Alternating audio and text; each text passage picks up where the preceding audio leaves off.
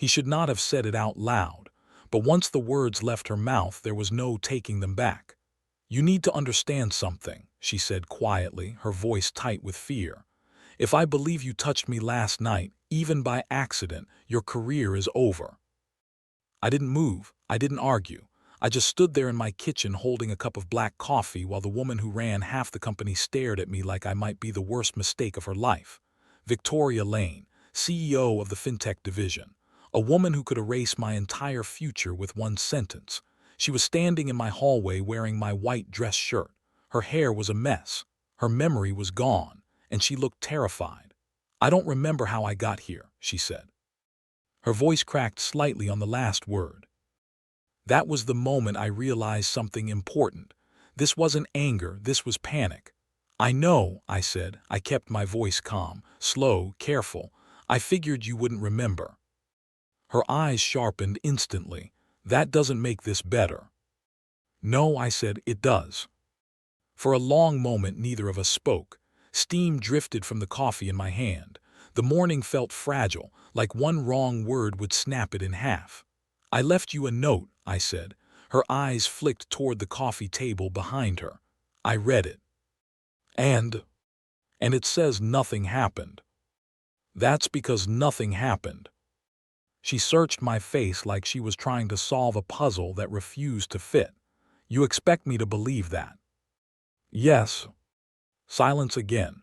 Then she said the sentence that made my stomach drop. "I already called my lawyer." I set the coffee down slowly. Not because I was angry, because I knew exactly what that meant. Lawyer meant documentation. Documentation meant HR. HR meant investigation. Investigation meant suspension. And suspension meant my life was about to become something I couldn't control anymore. "I figured you might," I said. That surprised her. "You're not upset." "I'm a single father," I said quietly. "I learned a long time ago that being upset doesn't fix problems." That was when something small appeared in the hallway behind her.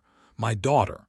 Ella stood there in her elephant pajamas, rubbing sleep out of one eye, 8 years old, hair sticking out in every direction. "Daddy." Victoria turned. She froze again. Ella looked up at her curiously. "Are you feeling better?" Victoria blinked. "What?" "You were sick last night," Ella said. Her voice was calm, honest. The way kids talk when they don't realize they're holding the most important truth in the room. "Daddy said you needed to sleep." I watched Victoria's expression change. Confusion, shock, then something else, something closer to doubt. "Ella," I said gently, "brush your teeth, please." She nodded and shuffled back down the hallway. The apartment went quiet again. Victoria looked around slowly now, really looked. The drawings taped to the wall, the pink backpack by the door, the tiny shoes near the hallway rug, the folded blanket on the floor beside the couch where she had slept. Evidence, all of it. Evidence that the note hadn't lied. "I slept there?" she asked. "Yes." "And you slept?" "In her room." She didn't speak. Her mind was working now, rebuilding a story from pieces. "I'm going to tell you exactly what happened," I said. "You don't have to believe me. You can verify everything." Her arms crossed slowly. "Start talking." "So I did. 12 hours ago you were at the corporate dinner." Her eyes narrowed slightly. "The restaurant on Michigan Avenue." "Yes." "You were drinking." "I remember that part." "Your phone died." Her expression changed again. "Keep going." "You couldn't remember your new address." I watched the moment she realized that part was probably true. "You dropped your purse," I continued. "You almost fell." "And nobody helped me." "No." That answer landed harder than the rest. I leaned against the counter. "I was going to leave," I admitted. "I had somewhere to be." "Where?" "My daughter's talent show." She glanced toward the hallway. "You missed it." "Yes." The word tasted bitter. I kept going anyway. "You were trying to call a ride. Your phone was dead. The restaurant staff didn't want the liability. And you decided to take me home." "I decided to take you somewhere safe." Your apartment. Yes, that's a terrible idea. I know. Then why did you do it? I held her gaze, because leaving you there felt worse. That answer stayed in the room between us. She didn't respond, so I continued. You got sick twice on the drive. Her face flushed slightly. I pulled over both times. You asked me not to let anyone see you like that. I watched her eyes widen slightly. Did I? Yes. That was the first memory fragment she seemed to recognize. When we got here, you could barely walk. I helped you to the couch. I got you water. I found clean clothes because your dress was ruined. And then, she asked, and then I wrote the note. And went to bed. In my daughter's room. And she saw me. Yes. Victoria walked slowly to the couch. She looked down at the folded blanket on the floor. Her mind was catching up with the truth, but fear doesn't disappear that easily. You understand why I called my lawyer, she said. Yes. I woke up in a strange apartment wearing a man's clothes. Yes. I didn't remember anything. I know. She exhaled slowly. For the first time, the tension in her shoulders dropped slightly. I'm still going to HR, she said. That's your right. You're taking this remarkably well. I shrugged. I documented everything. That caught her attention. Everything. GPS logs. Call records. Security cameras at the restaurant. The gas station where I stopped for water. And the note. Her eyes flicked back to the coffee table. You planned ahead. I planned for panic. She looked at me again. Is that what this is? Yes. Her phone buzzed in her hand. Probably the lawyer, probably instructions, probably the beginning of the worst few weeks of my life. Victoria looked at the screen. Then she slipped the phone into her pocket. I need to leave, she said. I'll call you a cab. I grabbed my keys. She watched me carefully, like she was still trying to decide if I was the man she feared. Or the man who helped her. We waited outside the building for the taxi. Cold morning air, traffic starting. A normal day for everyone except the two people standing on the sidewalk. The cab pulled up. She opened the door, then paused. She looked back up toward the apartment window. Ella had appeared again, watching us leave.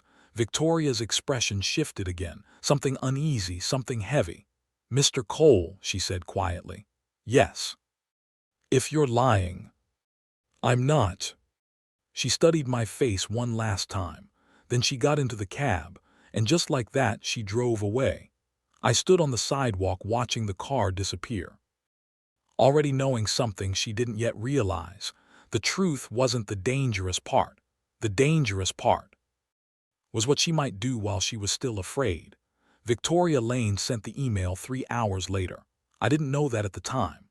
At 9:14 in the morning, I was sitting at my desk on the operations floor, staring at a spreadsheet that refused to make sense.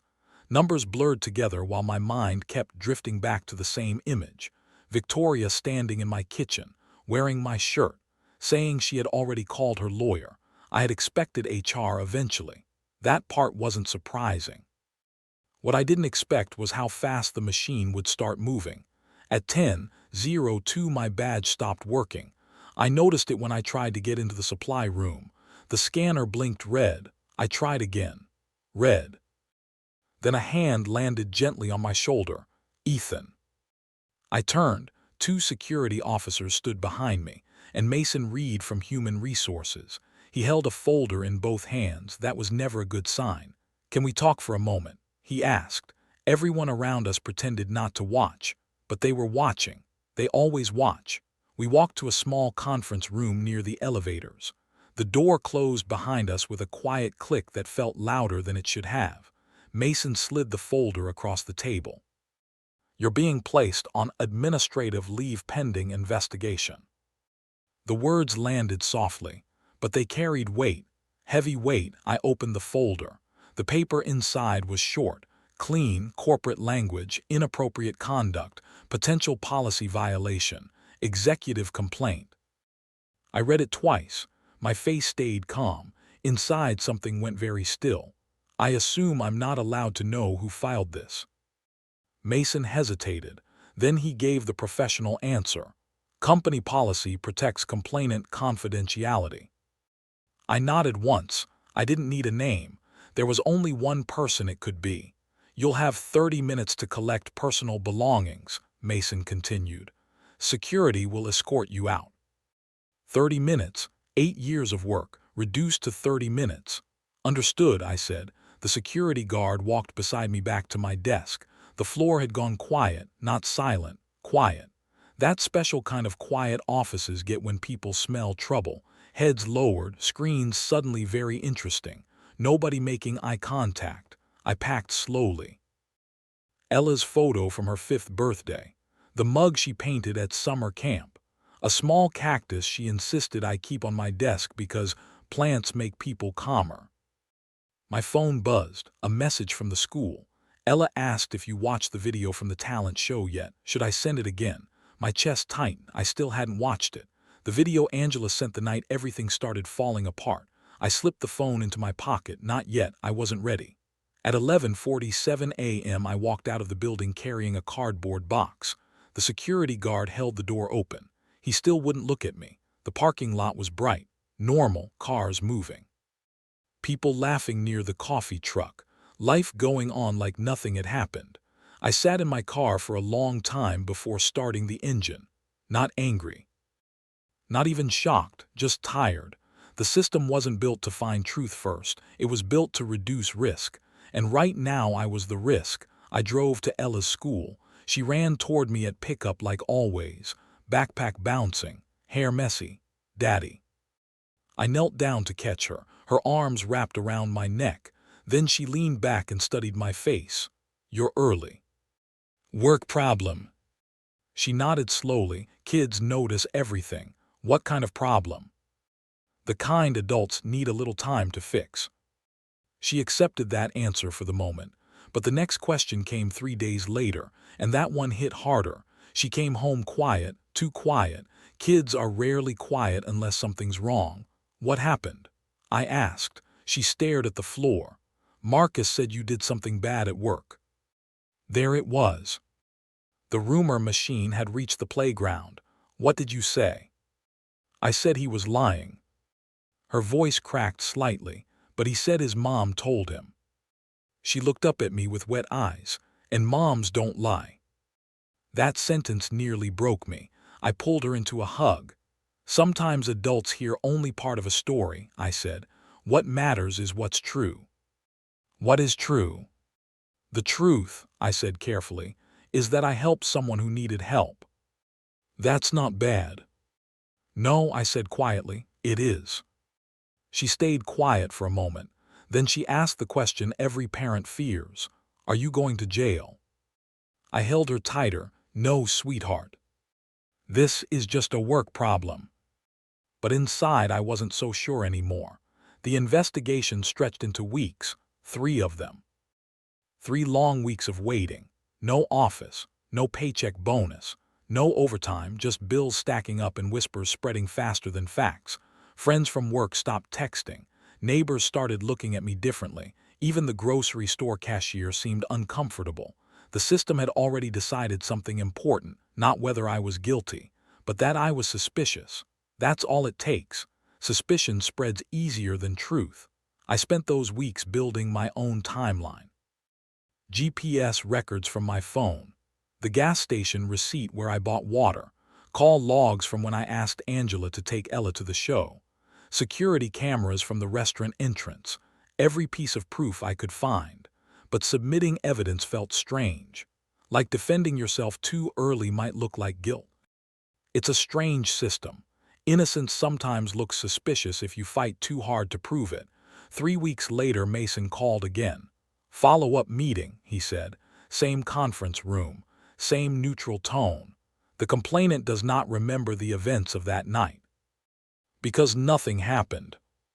Mason folded his hands. This situation is sensitive. My daughter asked if I was going to jail. That was the first time his expression changed slightly. We're working as quickly as we can. Work faster. I didn't raise my voice. I didn't need to, he understood, because this wasn't about me anymore. It was about Ella. That same afternoon, something unexpected happened. Victoria Lane called her own meeting, not with me, with HR and legal. I didn't know that yet. I only learned later what she said in that room, how she placed a document on the table, a new statement, signed, correcting the record. I filed that report because I was afraid, she told them. The evidence shows Ethan Cole did nothing wrong. They pushed back, liability, risk, corporate caution. Victoria didn't move. Every day you keep an innocent man suspended, she said, his daughter pays the price. 3 days later, my email arrived. Suspension lifted. Return to work immediately. Back pay authorized. On paper, my life was restored. Reality wasn't that simple. When I walked back into the building, people still stared. Whispers didn't stop. Some thought I got away with something. Some thought I threatened the CEO.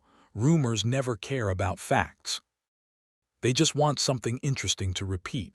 The only thing that actually changed was one quiet elevator ride. Victoria stepped in as I stepped out. The doors closed behind us. We stood there alone. Neither of us spoke for a moment. Then I said the only thing that felt honest. Thank you. She stared straight ahead. I shouldn't have filed it. You were scared. That doesn't excuse what happened. No, I said, but fixing it matters. The elevator stopped. She stepped out, then paused. How's your daughter? She's getting there. Victoria nodded slowly. Good. Then she walked away, and I realized something important. The investigation might have ended, but the damage was still unfolding. Ella asked me the question 3 days after I returned to work. We were sitting at the kitchen table eating cereal before school. Morning light pushed through the blinds. Everything looked normal, quiet, safe. But kids feel when something in the world shifts. She stirred her cereal slowly and looked up at me. Daddy.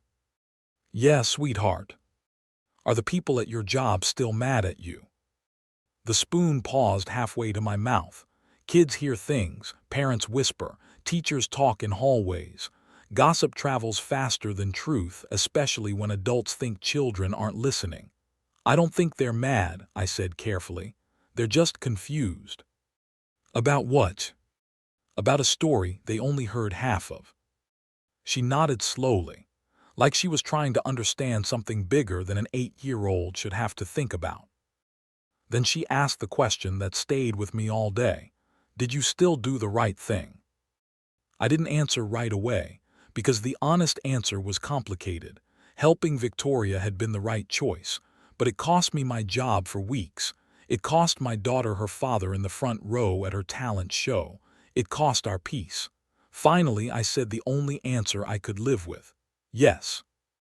Even if it caused all that trouble. Yes. She thought about that for a moment, then she smiled. Good. That was it. Kids don't need long explanations. They just need to know what kind of person their parent is. But the rest of the world is that simple. The whispers at work never fully stopped. Some people avoided me. Some stared too long. Some acted like nothing happened. But rumors are strange things. They don't disappear. They just get quieter. 2 weeks later, the school called. A parent meeting. Apparently, several parents had concerns about the situation involving Mr. Cole. I almost laughed when I heard that. The situation, that's what people call something when they don't actually know what happened. The meeting was scheduled for Thursday evening. Same auditorium where Ella performed the talent show. The same one I missed. I arrived early, front row. Same seat I should have been sitting in 6 months earlier. Parents filled the chairs slowly. Conversations hushed when they noticed me. Some sat far away. Some whispered. One woman pointed at me while talking to her husband. That's him. Funny thing about rumors, they turn people into stories. Not humans. The principal started the meeting with polite introductions. Community, communication, support. Then she looked at me. Mr. Cole asked to say a few words. I stood up. Every pair of eyes in the room locked on me. some curious, some suspicious, some already convinced they knew the ending of the story. "I know what many of you have heard," I began, "and I know some of you believe those things." I told them everything: the dinner, Victoria being drunk, the decision I made, the ride home, the note, the couch, the blanket on the floor of my daughter's room, the investigation, the suspension, Ella asking if I was going to jail. That line made the room shift. You could feel it, because suddenly the story wasn't gossip anymore. It was a child, a real one. Standing in the blast radius of adult fear, I was cleared, I finished, completely. But if some of you still have doubts, that's your right. I looked around the room, all the parents, all the faces that had judged without asking. All I ask is one thing. Don't punish my daughter for something her father didn't do. Silence followed, heavy silence. Then the back door opened. Victoria Lane walked in. The whispers started immediately. Everyone in that room knew who she was. She didn't wear her usual power suit. No designer heels, no CEO armor, just a simple dress. She walked to the front of the room and stood beside me. "My name is Victoria Lane," she said. "I'm the woman Mr. Cole helped that night." The room exploded with murmurs. Victoria waited. Then she spoke again. "I filed the report that started this entire investigation." Now the room was completely silent. "I woke up afraid," she continued. "I didn't remember how I got to his apartment. So I did what people in power are trained to do. I protected myself first." She looked out across the room. "But the investigation proved something important. Ethan Cole did nothing wrong." "Nothing." She paused. Then she said the sentence that changed everything. "I almost destroyed this man's life because I was afraid." A few parents shifted in their seats. Victoria didn't look away. "He missed his daughter's talent show helping me. He lost weeks of income. And his daughter was asked if her father was going to jail." Her voice softened. "That's the cost of fear when power is involved." She looked directly at the parents in the front row. "Mr. Cole is exactly what he appears to be. A good father who made a hard choice." Then she turned and walked out. No questions, no defense, just the truth. The silence she left behind felt different, not forgiveness, not approval, but something close to understanding. And sometimes understanding is the first step toward healing. 6 months later, life looked normal again. Or as normal as life ever gets after something like that. I still worked at the company. Victoria still ran the division. We crossed paths occasionally. Hallways, meetings, elevators. We nodded politely. No friendship, no resentment, just respect. The kind people earn when they survive the worst versions of each other. The company also changed. New policies, new procedures. Investigations now required evidence before suspensions. Everyone called it the Cole Protocol. I didn't ask for that, but I was glad someone else might avoid what my daughter went through. Spring arrived, which meant another school performance. Ella had been practicing for weeks, and she made me promise something. Front row. I knelt in front of her. "You have my word. You said that last time." I nodded. "Last time I made the right choice. This time I'm making the right choice for you." The night of the concert I arrived early. Front row, exactly where she wanted me. When Ella walked on stage, she scanned the audience, looking, searching. Then she saw me. Her face lit up like someone turned the sun on inside her. She sang perfectly, every word, every note. And when the show ended, she ran straight off the stage and into my arms. "You came. I told you I would." She squeezed me tight. Then she whispered something that became the sentence I'll probably remember for the rest of my life. "I knew you would." Later that night, after she fell asleep, I finally opened the video Angela had sent me 6 months earlier. The video of the show I missed. I watched Ella sing. I watched her scan the crowd for me. I watched the moment she didn't find me, and I watched her smile anyway, finish the song anyway, be brave anyway. A tear rolled down my face. Helping Victoria had been the right choice, but the cost had been real. The absence had been real, and some moments never come back. The next morning, Ella and I ate pancakes at the kitchen table, quiet, peaceful, the way life is supposed to feel. She looked up at me. "Daddy." "Yeah. I'm glad you're not in jail." I laughed softly. "Me too, sweetheart." Then she said something I didn't expect. "But even if you were, I'd still know you're a good person." Kids see things clearly sometimes, clearer than adults, because they don't measure people by rumors or power or fear. They measure them by what they do when someone needs help, and that's the part people miss when they talk about what happened. They think the story is about a CEO or an investigation or a company policy, but it is. The real story is simpler. A man made a choice. The choice was right. The cost was high. But some choices don't come with safe outcomes. Some just come with consequences. And sometimes the only thing you get for doing the right thing is knowing your daughter still believes in you. He stayed, and that changed everything. The company announced the new policy 3 weeks after the investigation officially closed. Most people in the building treated it like just another corporate update. A long email, a mandatory training video, a meeting nobody really wanted to attend. But for me, the words meant something different, because I knew why the policy existed. And I knew how close my life had come to collapsing before anyone decided to fix the system that almost crushed it. They called it a workplace safety reform. Internally, some people had started calling it something else. The Cole Protocol.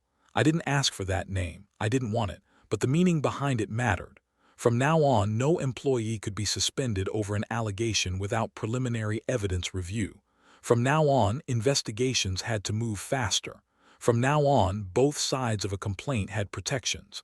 It sounded obvious. It sounded reasonable. But apparently it took one nearly destroyed single father to make anyone think of it. 6 months passed. Life slowly returned to something that felt almost normal again. Almost. The whispers at work faded. Not gone, just quieter. People eventually get bored with old scandals. New rumors replace the old ones. That's the strange mercy of time. Victoria and I crossed paths occasionally. Hallways, elevators, conference rooms. Every interaction was polite, professional, measured. There was no friendship between us, but there was something else, respect. The kind you earn when two people see each other at their worst and still choose to move forward. One afternoon she stopped me near the break room. It was the first time either of us had spoken more than a few words since the school meeting. "How's your daughter?" she asked. "Good," I said. "She has a spring concert next week." Victoria nodded slowly. "I heard about the policy changes." "I figured you might." "You pushed for them." She hesitated. "Yes." "Why?" Her answer came quietly. "Because fear should never have that much power again." For a moment, neither of us spoke. Then she added something that surprised me. "I'm sorry." Not the polished apology of a CEO managing public perception. Just 2 words. Honest. Human. I nodded. "Me too." That was all that needed to be said. The night of Ella's spring concert arrived a few days later. I showed up 30 minutes early. Front row, exactly where I promised. The auditorium lights dimmed as the students walked onto the stage. Ella appeared in the middle row, her hair pulled back, her music folder clutched tightly in her hands. She scanned the crowd, looking, searching. Then she saw me. Her whole face lit up. That smile made every difficult moment of the past 6 months worth surviving. The music started. She sang beautifully, confident. When the final note ended, she ran off stage and straight into my arms. "You came. I told you I would." She squeezed me so tight I could barely breathe. "I knew you would." Later that night, after she fell asleep, I sat alone in the living room. Angela had sent me the video from the talent show I missed months earlier. The one from the night everything began. I had avoided watching it, not because I didn't want to see her sing, because I knew what else I would see. I pressed play. The video showed Ella standing on that same stage, 6 months younger, 6 months smaller. She scanned the audience looking for me, looking for the empty seat in the front row. She didn't find me, but she didn't cry either. She smiled. She finished the song. She bowed. Kids are stronger than we realize. A tear slid down my cheek.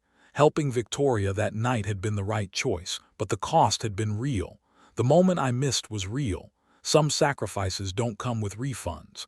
The next morning, Ella and I ate pancakes together at the kitchen table, quiet, peaceful. She swung her feet under the chair while drowning her pancakes in syrup. Then she looked up at me. Daddy. Yeah, I'm glad you didn't go to jail. I laughed softly. Me too, sweetheart. She tilted her head thoughtfully. But even if you did. I raised an eyebrow. Even if I did what? Even if you did go to jail, she said matter-of-factly, I'd still know you're a good person. I blinked. Kids don't say things like that lightly. They say them because they mean them. And in that moment I realized something important. The story everyone else talked about wasn't the real story. They thought it was about an accusation, or a company scandal, or a CEO correcting a mistake, but the truth was simpler. A man made a choice. The choice was right. The cost was high. And sometimes doing the right thing doesn't lead to applause. It leads to consequences, to rumors, to sleepless nights. But every now and then it leads to something better. A child who still believes in you. And that belief is worth more than any job, more than any reputation, more than any victory, because some promises don't have expiration dates, and a father showing up for his daughter is one promise that will always matter.